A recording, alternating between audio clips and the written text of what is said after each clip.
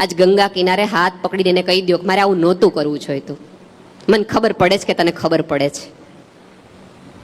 કેટલી વખત એવું બન્યું હશે કે આપણા પતિની મમ્મી માટે આપણાથી કંઈક બોલાઈ ગયું હશે, અથવા એના ભાઈ માટે કશુંક બોલાઈ ગયું હશે, અને હવે તમને સમજાતું હોય કે એવું નહોતું કરવા જોઈતું, કારણ કે હવે તમારા બે દીકરા નોખા થાય ને ત્યારે તમને તકલીફની ખબર પડે. તો આજે તમારા પતિને કહેજો કે ભૂલ થઈ ગઈ, બાને તે દિવસે મારાથી આમ કહેવાય ગયું. આ દિવસોમાં કાંઈ ન કરી શકો તો એકબીજાથી તો માફી માગી લ્યો. કાલ સવાર પડે કે ન પડે, આ સૂર્યાસ્ત છે દોસ્ત,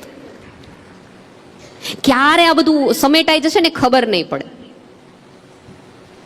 આભાર માની લ્યો, ઈશ્વરનો માનો એટલો જ પતિનો ને પત્નીનો માનો. આપણે ત્યાં એવું તકલીફ થઈ ગઈ છે કે પોતાના હોય એનો થોડો આભાર માનવાનો હોય કાંઈ.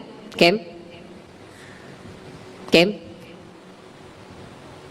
નરેન્દ્રભાઈએ એવી વાત કરી ને કે મેં સૌજીભાઈને અમારી આંખ સામે મોટા થતા જોયા, ત્યારે મને એક વાક્ય બહુ એવું લાગ્યું હતું કે એક વડાપ્રધાન એવું કે મેં આંખ સામે મોટા થતા જોયા, પણ હું અહીંથી જોઉં છું ને તો સૌજીભાઈને કેટલા લોકોના હૃદયમાં હું મોટા થતા જોઉં છું.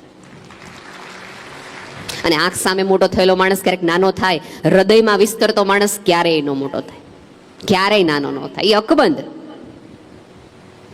ચોકમાં પ્રતિમાઓ મુકાવો ને તો એના ઉપર કબૂતરો બેસે, અહીંયા બનાવેલી પ્રતિમા તો અખંડ રહે,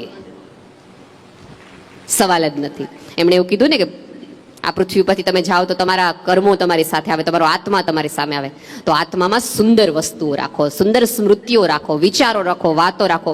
અને હવે તો તમે માની જ લેજો કે આપણી રિટર્ન ટિકિટ નજીક જ છે, વેઇટિંગ લિસ્ટમાં આપણે બધા છીએ, અહીંયા બેઠા છે, ક્યારે વારો આવે એની જ રાહ જોવાની છે.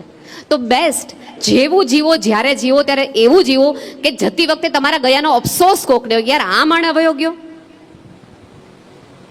અમુક માણસો તો એવા હોય ને કે આપણને એવું ન પૂછવું હોય એને કે કેમ છો, આપણને એમ થાય હું કામ છો હજી. જેને સમજાણું એને હસી લીધું છે. ઘણા બધા લોકો એવા હોય, તમારી સામે મળે તો તમને એમ થાય કે એ તમારી સામે એવી રીતે જુએ કે એઝ ઇફ આપણે હમણાં એને એમ કહેશું કે અમારી લોન ભરી દો. કોઈની પાસે ઉછીના માંગવા ન થાય. સાહેબ આપણે હસવાનું ભૂલી ગયા છીએ. આખી માનવ સભ્યતા, કેટલા બધા પ્રાણીઓ છે સાહેબ, હસવાનું ઉપરવાળાએ માત્ર માણસને આપ્યું છે, અને માણસ એક જ એડિયા પીધેલ મોઢાની જેમ ફરતો હોય છે. કોઈક માણસ તમને સામો મળે, તમે સ્માઇલ કરો ને એરપોર્ટ પર, ટ્રેન પર, તો નરેશભાઈ આપણને પૂછે કે આપણે પેલા ઓળખીએ છીએ એકબીજાને? એટલે સાદો અર્થ એવો કરે, ઓળખતા હોય તો જ હસાય, બાકી હસવાનું નહીં. ત્યારે હું એમ જ કહું, માણસની સામે હસે નહીં તો શું કહે, શું કરવાનું હોય? બે પ્રાણીઓ ભેગા થાય તે વળકે ચડે, બે કૂતરા ભેગા થાય કે હસવાનું ન હોય, હે ને? બે માણસ એકબીજાની સામે સ્માઇલ કરે. સાહેબ ખુલીને હસવાનું તો શીખો. હવે થોડાક જ વર્ષો છે, અને આપણા ફોટાઓ આપણા ઘરનાઓ આપણા ગયા પછી રાખે કે ન રાખે, આપણા ગયા પછી આપણું તર્પણ કરે કે ન કરે, આપણે જ બધું કરીને જવાનું. આપણે જ એમના હૃદયમાં એવી છબી કરાવીને જવાની કે એ હૃદયમાંથી એ છબી નોખતા એને જ બહુ વાર લાગવી જોઈએ. અને એ છે તમારા વ્યવહાર થકી. સાહેબ વૃદ્ધત્વ એટલે તો આશીર્વાદનો ખજાનો. તમે જો તુલસીભાઈ હાથ જોડી અને માથું નમાવીને તમારી પાસે ભિક્ષા માંગતા એમ આશીર્વાદ માંગ્યા છે. એનો અર્થ એ છે કે આ પૃથ્વી પરની સૌથી મૂલ્યવાન વસ્તુ એ છે કે તમે પાસે ગમે એટલું હોય પણ તોય તમારી પાસે ન હોય, કોકના દિલથી નીકળે તો તમને મળે. અને આપણી તો સાદી દલીલ છે, કોકની આતરડી ઠારી હશે તો તમારું ઠારવા વાળો ક્યાંય તમને જગમગો રાખશે, સીધી. અને મેં કીધું એમ, અહીંયા બેઠેલા કોઈ વ્યક્તિઓ એટલા ગરીબ તો હોય જ નહીં કે તમે કોઈને સ્મિત પણ ન આપી શકો, કાંઈ ન કરી શકો તો કોકને રડવામાં મદદ તો કરો કે કોઈ માણસ હળવો થાય. આ પૃથ્વી પર અત્યારે સૌથી વધુ જો કમી હોય તો એકબીજાનો ભરોસાની છે. મેં કાલે જ હું સૌજીભાઈ અહીંયા બધા બેઠા હતા ત્યારે વાત કરતા હતા કે સૌથી વધુ અછત છે એ ભરોસાની છે. આપણે કોઈ ઉપર ભરોસો મૂકી શકીએ એવો માણસ નથી, એવું બધા કહે. ત્યારે મને એવું જ થાય કે હું કોઈકનો એવો ભરોસો ન બની શકું. એ કોઈક માણસ મારા ઉપર તો ભરોસો કરી શકે? 100 માણસો ખરાબ છે પણ એમાંથી 99 હું છું, એવું નથી ખરાબ. એટલું તો આપણે જીવી શકીએ, એટલું તો આપણે કરી શકીએ કે નહીં? પણ આપણે ક્યાંક એ પણ કરવામાં ચૂકી જતા હોઈએ છીએ. સવારે જાઓ તો 100% તમને બંનેને સાથે બેસાડવાનું કારણ એ છે કે તમે ભૂલી ન જાઓ કે હવે તમારી પાસે સાથના બહુ એટલા બધા સમય નથી. જ્યારે પણ રાત્રે સુવો ત્યારે એકબીજાના માથે હાથ ફેરવીને સુવો, કારણ કે કાલ સવારે એ આંખ એ તમારી પાસે નહીં કાકા, પોતાને પત્નીને એમણે એમના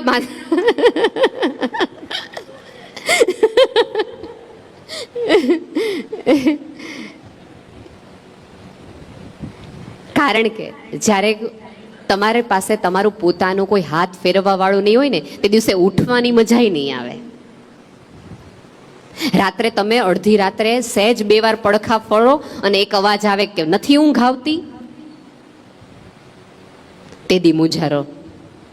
પછી આખી રાત પડખા ફરો ને એકાદ અવાજને ગોતો, જે અવાજ તમને ત્યારે કર્કશ લાગતો હોય એ કર્કશ અવાજને તમે ગોતો કે એકાદ વ્યક્તિ એમ પૂછે કે યાર ઊંઘ નથી આવતી. સુવાની મજા આખી વહી જશે. સાચે કહું છું, બહુ જ ઓછા જ સૂર્યાસ્ત જોવાની કળા આ જ ઘટના છે કે આ સૌંદર્ય માણી લ્યો. કેમ કે ઉપરવાળાએ એ જ આપણને આમ જોવો તો પ્રકૃતિએ આજુબાજુ જ લેસન મૂક્યા છે કે જેટલું વંદન તમે આને કરો છો એટલી સુંદરતાથી આને પ્રગાઢતાથી જો આખું આકાશ રંગીન હોય. એનો અર્થ એમ છે કે હું જતા તરફ હોય ત્યારે મારે મારું આજુબાજુનું બધું રંગીન કરીને જવાનું છે. અને અહીંયા બેઠેલા ભાઈઓને 2 હાથ જોડીને એક વિનંતી છે કે તમે જ્યાં જે પણ મૂકી કરીને આવ્યા હોય એ બધું પત્નીને કહીને જાઓ. તારે હું જાણીને કામ છે, તને ન ખબર પડે બધામાં. એવું કહેવાને બદલે પાસે બેસાડીને કહો કે આટલું આટલું અહીંયા છે, આટલું આટલું દીધું છે, આટલું આટલું અહીંયા મૂક્યું છે ને આની પાસેથી આટલું લેવાનું છે. કોરોના વખતે પૂછો સૌજીભાઈને, કેટલાય પતિઓનું કેટલાય બેંક એકાઉન્ટ એવા ફ્રીઝ થઈ ગયેલા છે, ખબર જ નથી. અને આપણી પત્ની હોય એને આપણા સિક્રેટ કહેવામાં વાંધો શું છે?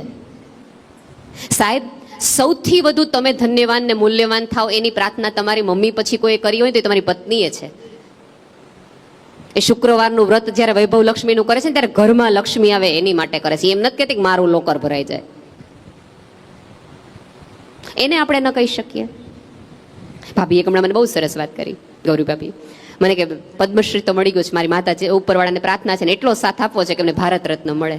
સાહેબ, પતિના સન્માને મોટી થતી સ્ત્રીની સભ્યતામાં આપણે રહીએ છીએ. થોડી શ્રદ્ધા એ વ્યક્તિમાં પણ રાખો અને મૂકો અને સાચવેલી રાખો.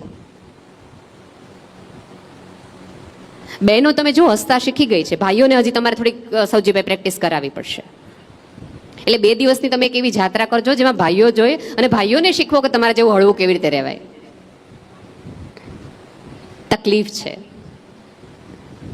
ભાઈઓમાં. એવું થયું છે કે જીવન આખી જવાબદારીના બોજ નીચે ખભા એટલા બધા નમી ગયા છે, એટલા બધા નમી ગયા છે. કાલ જોતો તું દાંડિયા રસ લેતી વખતે બિચારા સ્માઇલ નહોતા કરી શકતા હતા. ખરેખર ઈચ્છા બહુ થતી હતી ગળવા થઈ જઈએ, ખુલ્લું મૂકી દઈએ, જતું કરી દઈએ.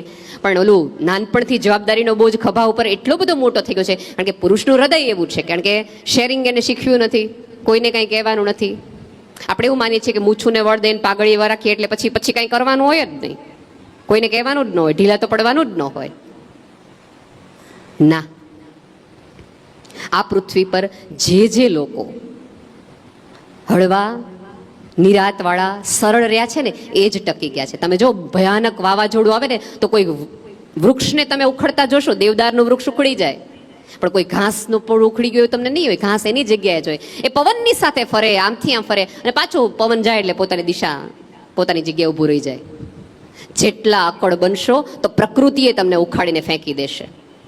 જેટલા સરળ અને નમ્ર બનશો તો પ્રકૃતિ તમને સપોર્ટ કરશે ઉગવા માટે, ઉકારવા માટે.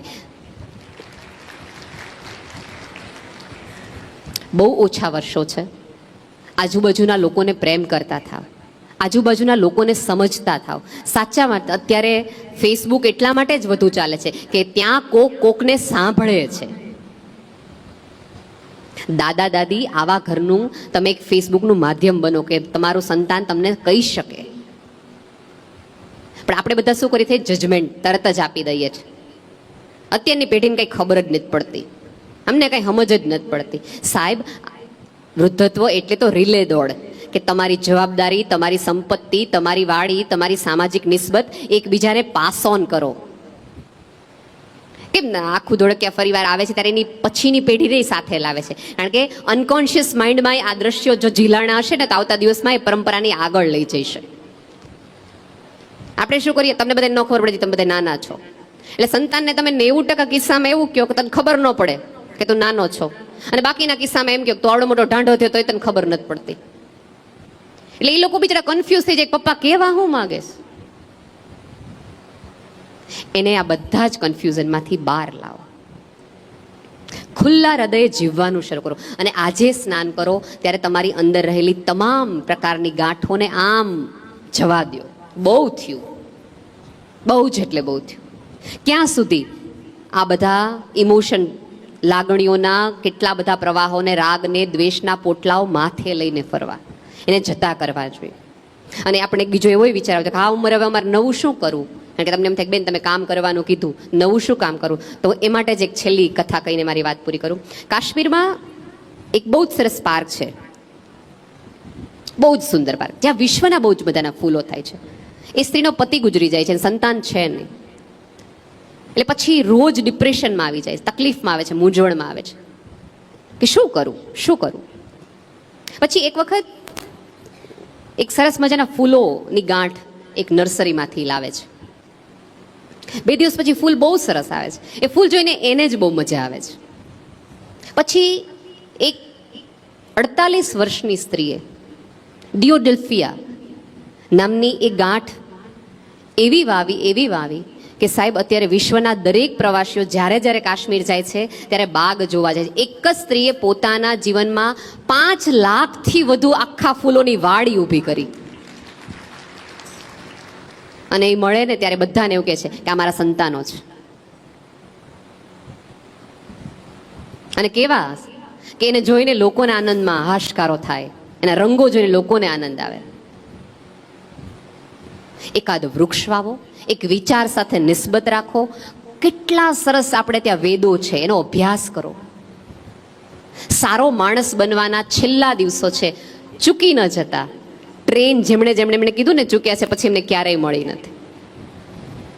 આ છેલ્લી વિસલ છે જ્યારે, અને હું તો બહુ જ પ્રેમથી કહેતી હોઉં છું કે પહેલો ધોળો વાળ આવે ને ત્યારે તમને સિગ્નલ ઉપર વાળો આવે કે હવે યુટર્ન. આમ તમે જુઓ ને તો 2 તાળા આવે, ખબર છે સૌજી કાકા? 42-40 વર્ષે તમને 2 તાળા આવે, એટલે તમને નજીકનું જોવા માટેના એ 2 તાળા હોય. ત્યારે હું બધાને કહું કે ઈશ્વર તમને એમ કહે છે કે બહુ દૂર જોયું, યુટર્ન છે હવે નજીકનું જોઈ લે. એ ચશ્મા નહીં, દ્રષ્ટિ બદલાવાની વાત છે.